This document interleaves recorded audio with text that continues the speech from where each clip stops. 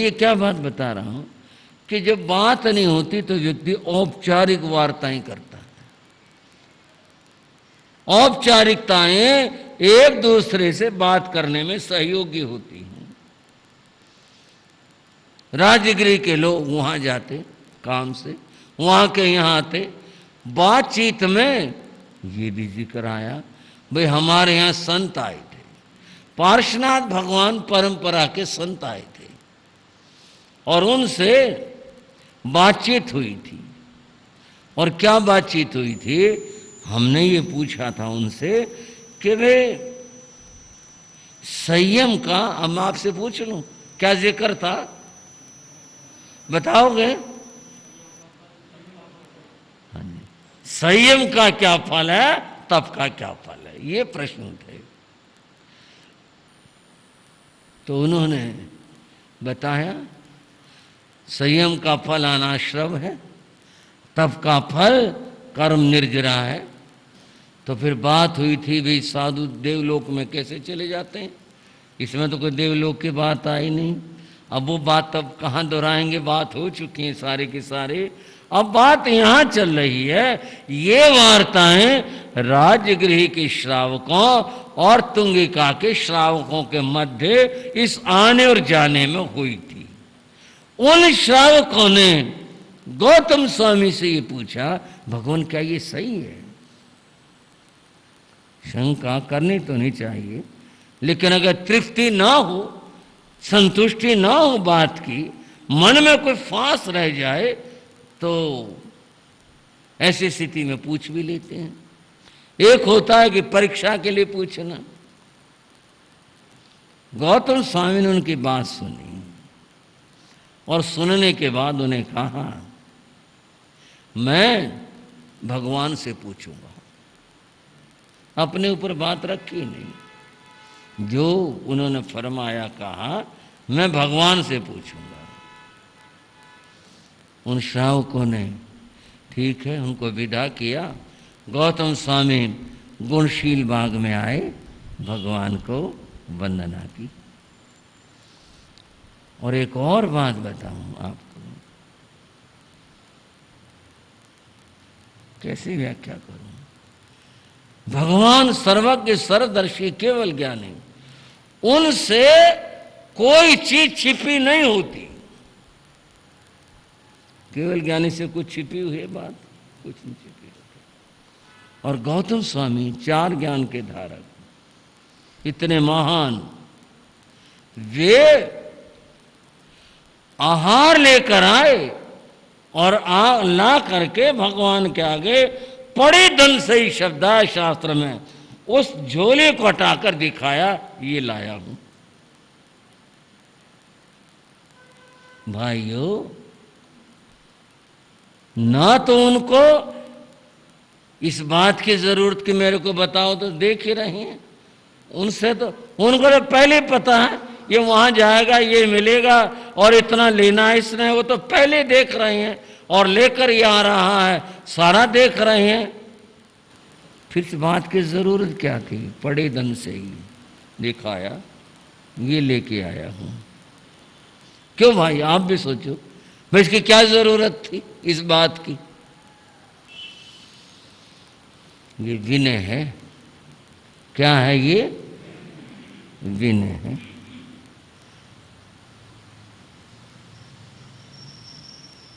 हम चांदनी चौक ठहरे थे, हमसे मतलब मेरा से नहीं है, मतलब गुरु महाराज योगीराज जी, मेरे गुरु जी, सरल आत्मा श्री भगत जी महाराज, मैं उनके चरणों का सेवक। मेरी दीक्षा को थोड़ा ही समय हुआ था। उस समय चांदनी चौक में बारादरी में कई संतों के सिंघाड़े आए हुए थे। उनमें एक थे परम श्रद्धे श्री फूलचंद जी महाराज श्रवण, जो उत्तर भारत के प्रवर्तक पद पर रहे। उस समय वो प्रवर्तक नहीं थे, विद्वान संत थे, शास्त्रज्ञ थे, ज्ञानी थे। गुरु महाराज के पास आकर के, मेरी तो दीक्षा छोटी थी, उम्र भी छोटी थी, मैं कहाँ समझ पाऊँ, पर मैं ये देखा करता कि वो आते थे, बैठते थे, उनके बाद बातचीत करते थे। बस मेरा तो इतना ही में पास होता तो मैं थोड़ा दूर हो जाता।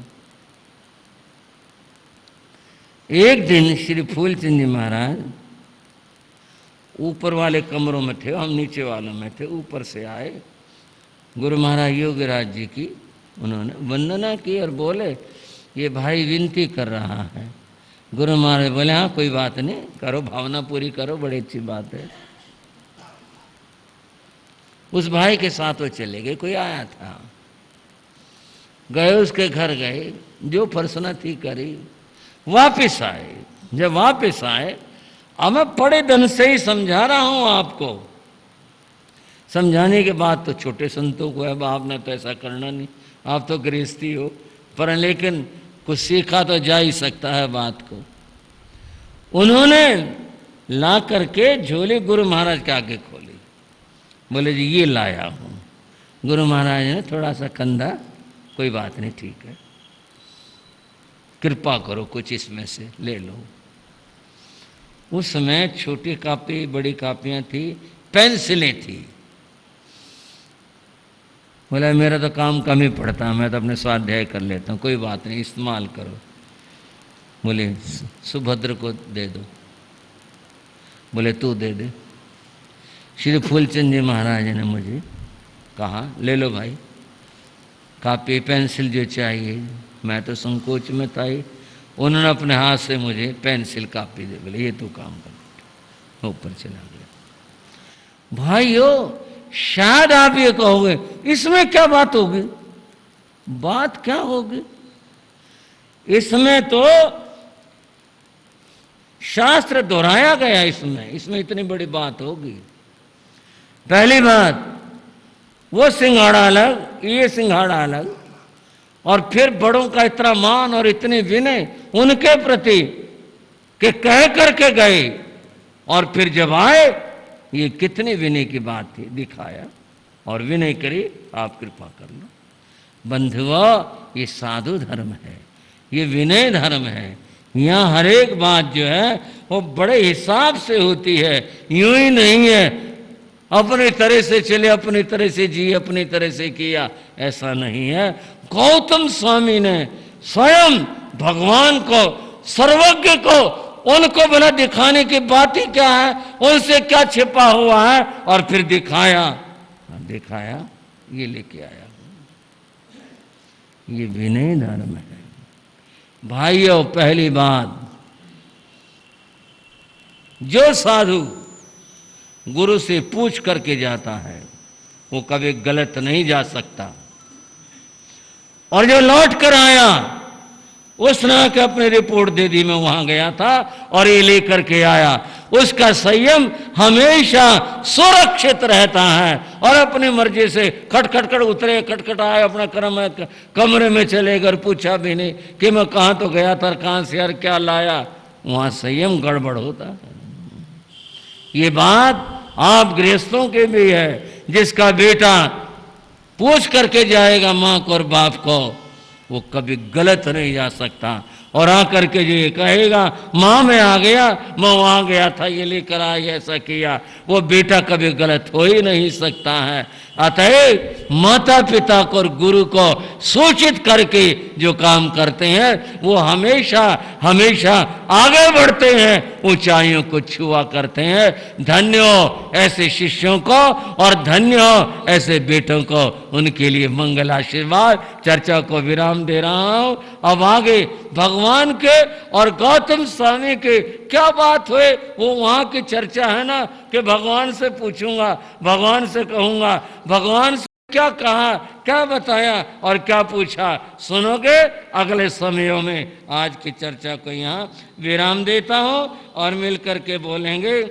जिन शासन गौरव गाते हैं, जिन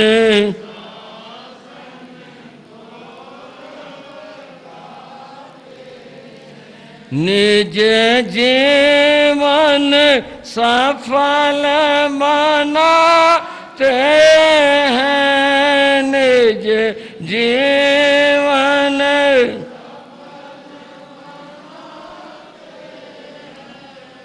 जिन शासन गौरव गाते हैं, जिन शासन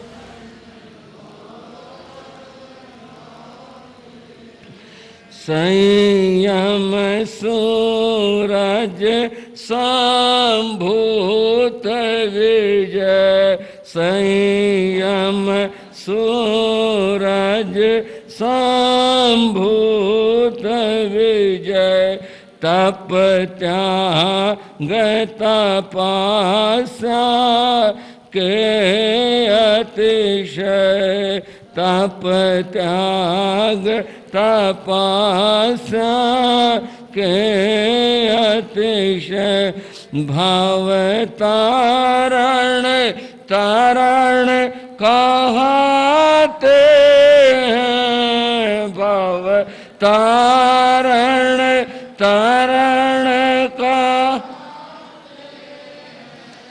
जिन शासन गौरव गाते हैं, जिन शासन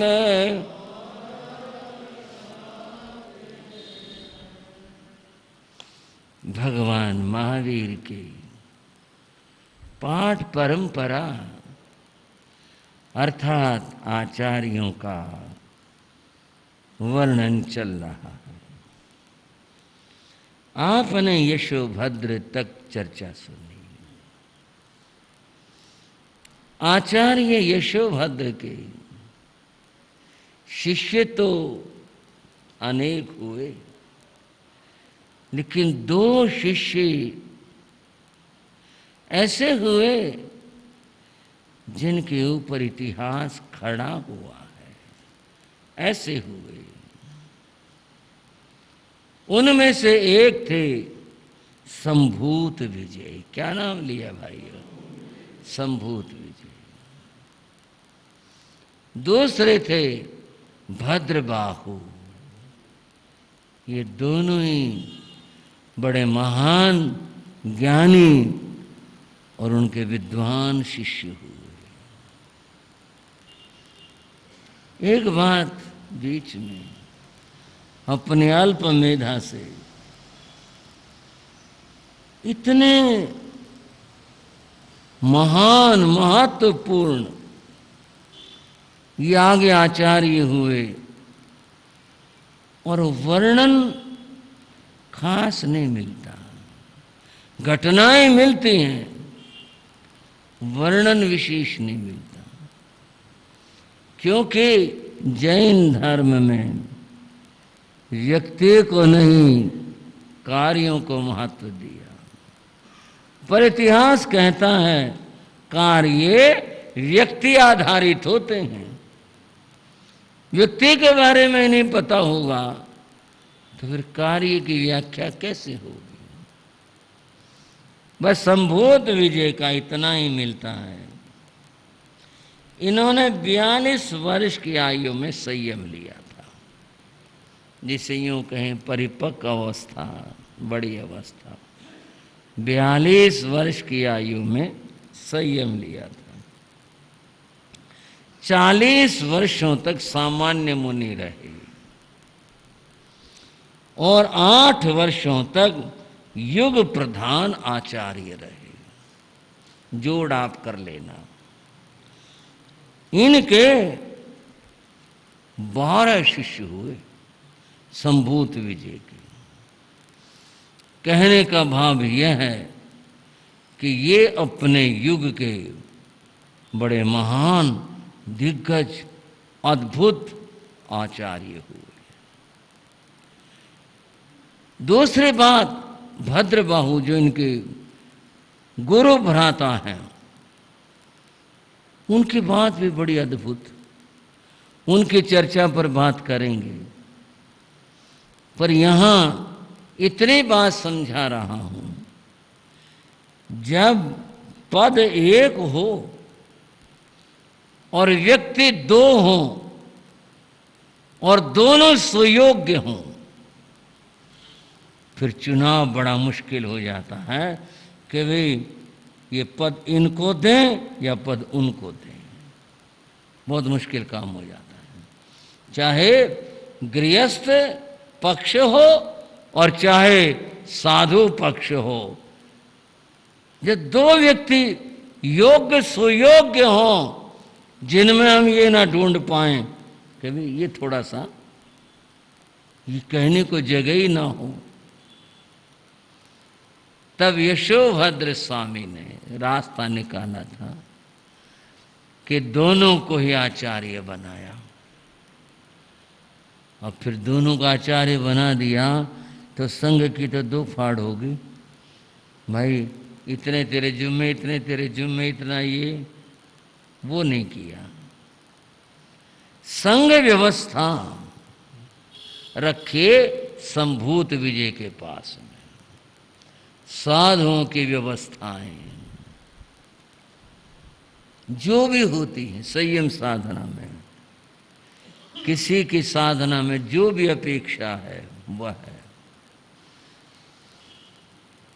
जितने भी संयम संबंधी व्यवस्था थी वो इनके अंतर्गत थी। भद्रबाहु स्वामी के अंतर्गत था अध्ययन और अध्यापन, एक ही काम है।